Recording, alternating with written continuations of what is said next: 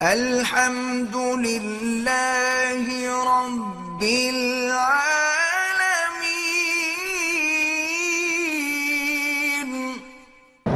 ایک خاتون نے عمرہ کیا، ہوٹل میں چلی گئی، بال کٹوانا بھول گئی، صبح اٹھ کے یاد آیا تو بال کٹوائے۔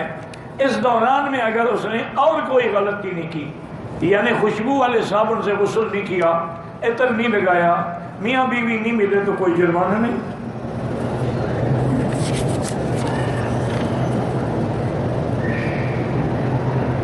میں پاکستان سے آئی، عمرہ کیا، مدینہ منورہ گئی، آنے سے پہلے حیض کا مسئلہ ہوا، میقات احرام نہیں باندھا، نیت بھی نہیں کی۔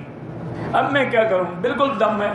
آپ ایسا کریں کہ یہاں سے طائف قریب ہے، 30-40 ریال کرایہ لگے گا، چلی جائیں وہاں سے احرام باندھ کے عمرہ کر لیں، دم سے بچ جائیں گے۔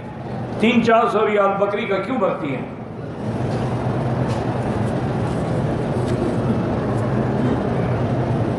جن کی اولاد نہیں ہے اللہ ان کو اولاد صالح عطا فرمائے۔ لیکن یہ بات یاد رکھیں کہ پہلے دوا بھی کیا کریں، پھر دعا کرایا کریں۔ تدبیر پھر دعا، تدبیر نہ کرو مال دعا نہیں۔ اگر اولاد نہیں ہے تو پہلے تحقیق کریں میڈیکل سینٹر میں جا کر کہ عورت میں نقص ہے یا مرد میں ہے، پھر جس میں نقص ہے اس کا علاج بھی کروائیں۔ آج کل علاج ممکن ہے، سب کچھ ہو سکتا ہے، اور پھر دعا بھی کریں تو انشاءاللہ۔ اور دعا وہی جو قرآن میں ہے، رب لا تذرنی فردا وانت خیر الوارثین۔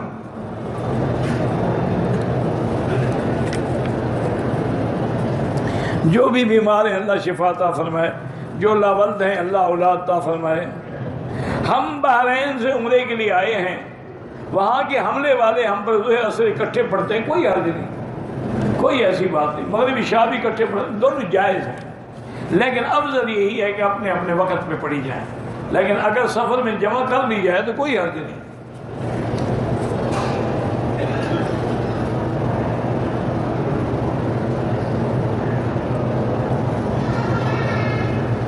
کہتے ہیں جی کہ حدیث مبارکہ میں ہے قیامت کی نشانیوں سے ایک نشانی یہ بھی ہے کہ میاں بیوی آپس میں زنا کریں گے۔ یہ حدیث مجھے لکھ کے بھیجو، حدیث پڑھوں تو میں بتاؤں گا۔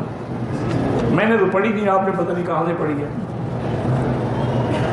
بہرحال یہ حدیث کہاں ہے، کس کتاب میں ہے؟ ہاں یہ ہو سکتا ہے کہ اگر میاں بیوی نعوذ باللہ غلط راستہ استعمال کرتے ہیں تو زنا ہے۔ اللہ کے نبی نے لعنت بھیجی ہے، من اتی دبر فی دبر امرأتہ فعلیہ لعنت اللہ، جو اپنی عورت کو پیچھے سے استعمال کرے اس پہ اللہ کی لعنت ہے۔ اور وہ تو زنا سے بھی بڑا جرم ہے۔ زانی کے لیے تو کوڑے ہیں نا، لوتی کے لیے ہے کہ اس کو جلا دیا جائے، اس کو اوپر سے گرا کے مار دیا جائے۔